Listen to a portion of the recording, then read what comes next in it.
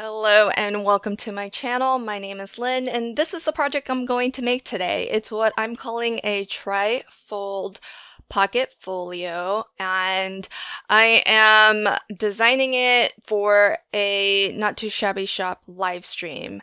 And so I really love how this came out, and what I'll be doing is loading it full of goodies, and I actually want to offer it as a giveaway. Stay tuned for more details.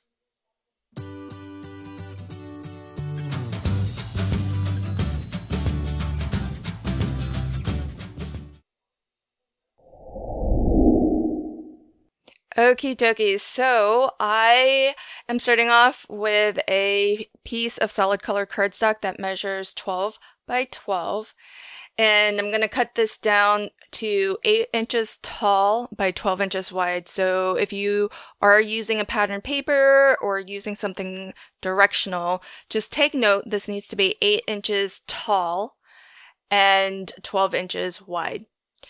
And so I'll get that cut, and this is how I kind of design things. So I'm actually just designing this on the fly, trying to kind of think through in my head and visualize how I'd like it to look. And I want to note that what I'm actually scoring on my scoreboard is different from what I'm saying. It's just the reverse, actually, because if you want this to open as I showed it, where it opens up like a book to the left, where you want to put your score lines, you can see me pause in between each score line as I'm thinking through, where should I score next?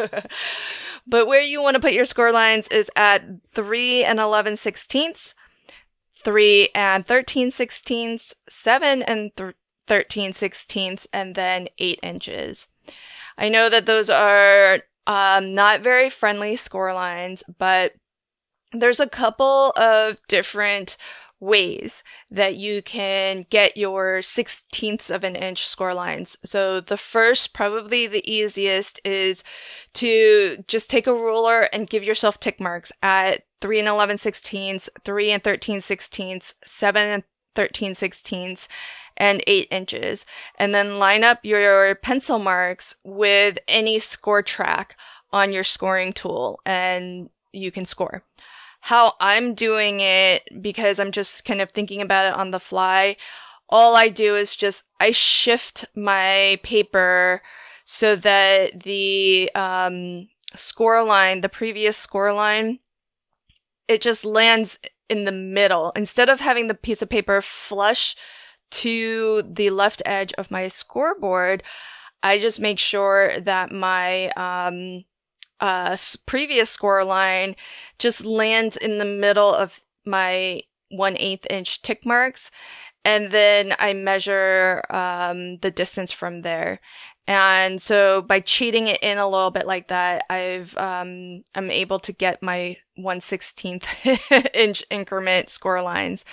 So a couple different ways you can approach it, but the idea is that this folio has 3 panels, and I want to be able to stuff it with a lot of goodies, a lot of crafty goodies. And so the really narrow score lines, those are going to be gussets. And the gussets allow me to pack more into the pockets. And that way it can be fuller. And so that's why I've landed at these measurements. I don't want like a full 1/4 of an inch or anything like that, because then it feels like it's just too thick. And so this is where I landed. Certainly you can adapt this to whatever you'd like to fill these with. Then the next thing is I want to put a score line that's 2 inches up from what will be the bottom. So if you're using a directional paper, this needs to be from the bottom edge. And ultimately, what that will result in is that you'll have, when you flip this around and actually fold it, you should have that first panel should be 4 inches wide. You'll have a gusset that is 3/16 of an inch. The middle panel will be another 4 inch wide panel. followed by a gusset that's 1/8 of an inch.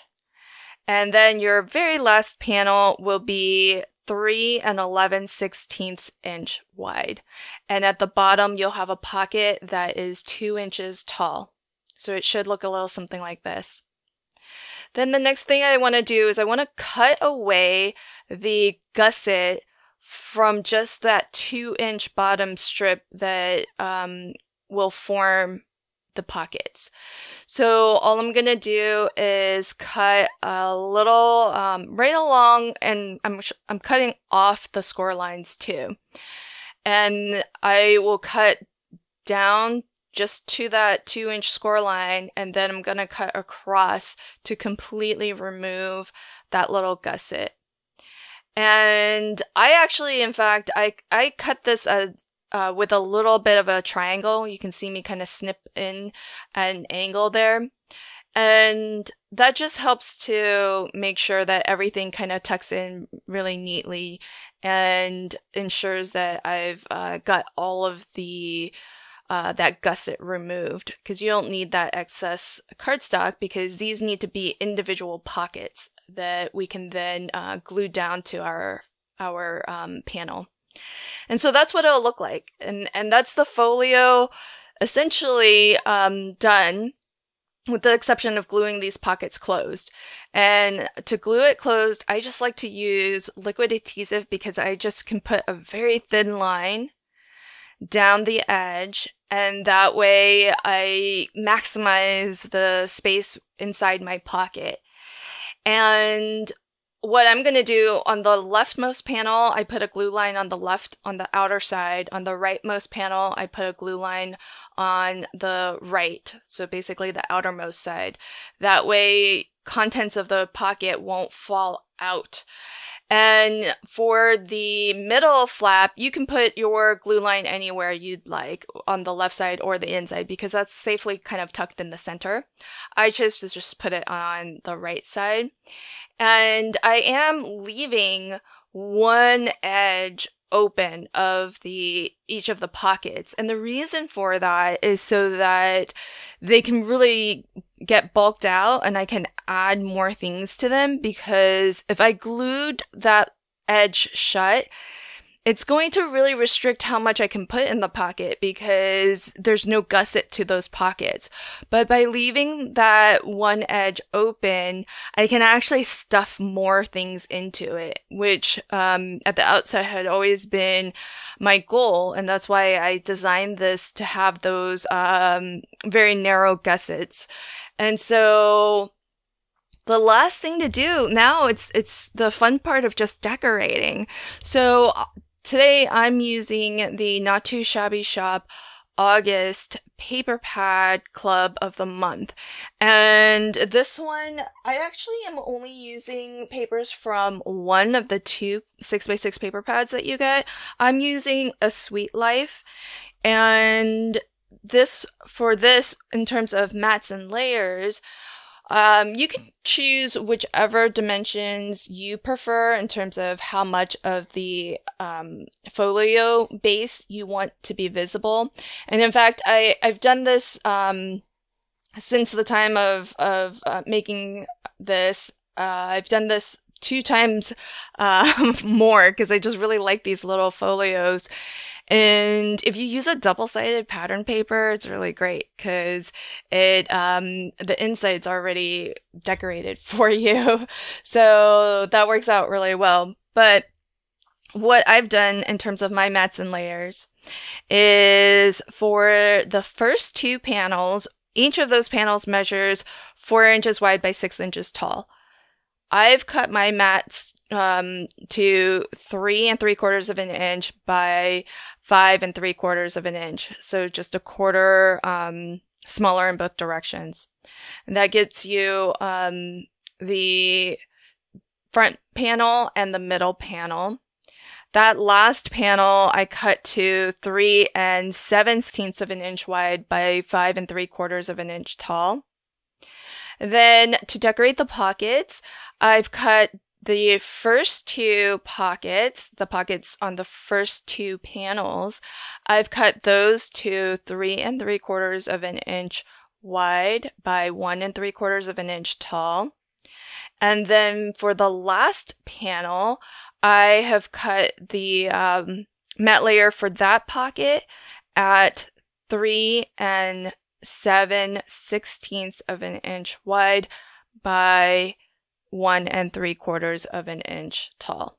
So you can definitely cut these down to whatever size mats and layers you prefer. I am taking advantage of these leftover pieces of pattern paper by just doing a little bit of fussy cutting to get some of these beautiful images, because I don't want any of this to go to waste. And some of them are easier to fussy cut than others, but actually, I'm really loving these scissors from Spellbinders. I won't say that they make fussy cutting enjoyable because I really dislike fussy cutting, but they definitely make it so that I don't dread having to fussy cut or try to avoid fussy cutting at all costs. So it is really nice how much control you get when you cut with these and how sharp they are. So I really love that. But that is essentially the inside of the folio complete. And then you can decorate all 3 panels on the outside as well. So you'll just cut to the same dimensions as I noted before. So in my case, if you like the look of this with that amount of the folio base showing, I'll just repeat those measurements again. So for the first, the leftmost panel, and for the center panel, my pattern paper was cut to 3 3/4 wide by 5 3/4 tall. And for the third panel, that pattern paper was cut to 3 7/16 inch wide by 5 3/4 inch tall. On the corresponding pockets for the leftmost panel and the middle panel, those were cut at 3 3/4 inch wide by 1 3/4 inch tall. And on the rightmost third panel, that pocket matte layer was cut at 3 7/16 inch wide by 1 3/4 inch tall. So that you get a nice even border that's consistent between that top layer, what's behind the pocket or above the pocket, and as well what's on the pocket. And if you want to cut matte layers for the opposite side, it would be the same. It would be the same measurements essentially. So what my plan is, I am going to load this up with some ephemera from the Paper Pad Club of the Month. And as well, I am going to cut down some panels from the both paper pads, and I'm going to make this a little sampler pack of the August 2023 Not Too Shabby Shop Paper Pad Club, and I'd like to offer this as a giveaway to anyone who would like it. So let me know in the comments below if you have always wanted to try out the Not Too Shabby Shop Paper Pad Club, but you just kind of want a little bit of a sample before you give it a try. Let me know if you're interested in getting this one that I'm making here. I only have the one to give away. I will be making another one during my live stream, but I'll probably offer that as a giveaway to my live stream viewers. However, in this video, I would like to offer this as a giveaway for anyone who's interested in the Paper Pad Club. I kind of feel like this is a nice way to kind of share some of my crafty goodies, and as well, if you're new to Not Too Shabby Shop and you just want to get a little bit of an idea for the quality of the papers and just experience it firsthand. I would just love to share a little bit of my crafty goodies because it's so generous. There's so much in here, and I would love to introduce anyone who is interested and new to the Not Too Shabby shop by just giving you a little bit of a sampler pack. So what I'll do is, because the full 6x6 sheet won't fit into this folio, what I'm going to do is I'm going to actually cut some additional panels that are 3 3/4 of an inch wide by 5 3/4 of an inch tall.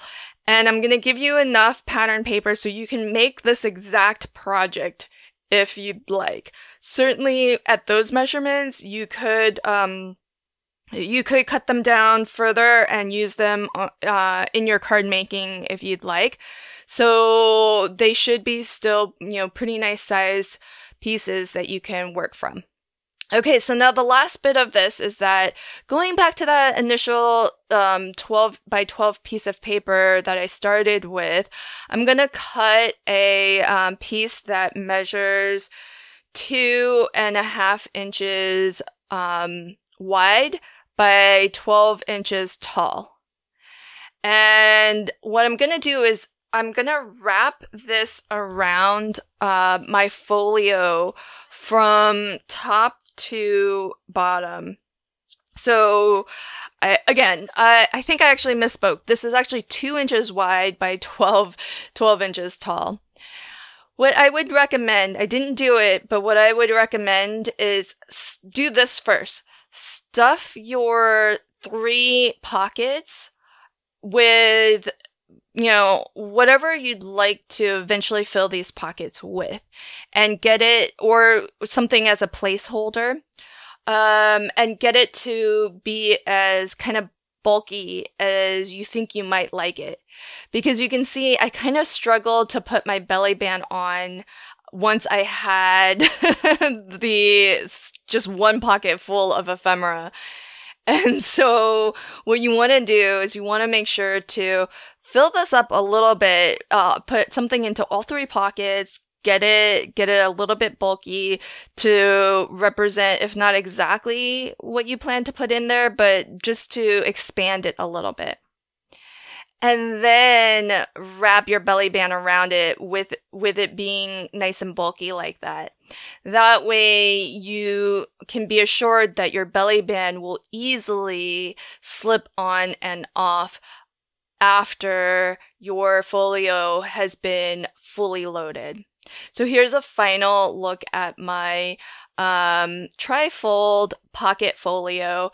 I did end up carefully taking the belly band apart and readjusting it so that it can accommodate that extra bulk.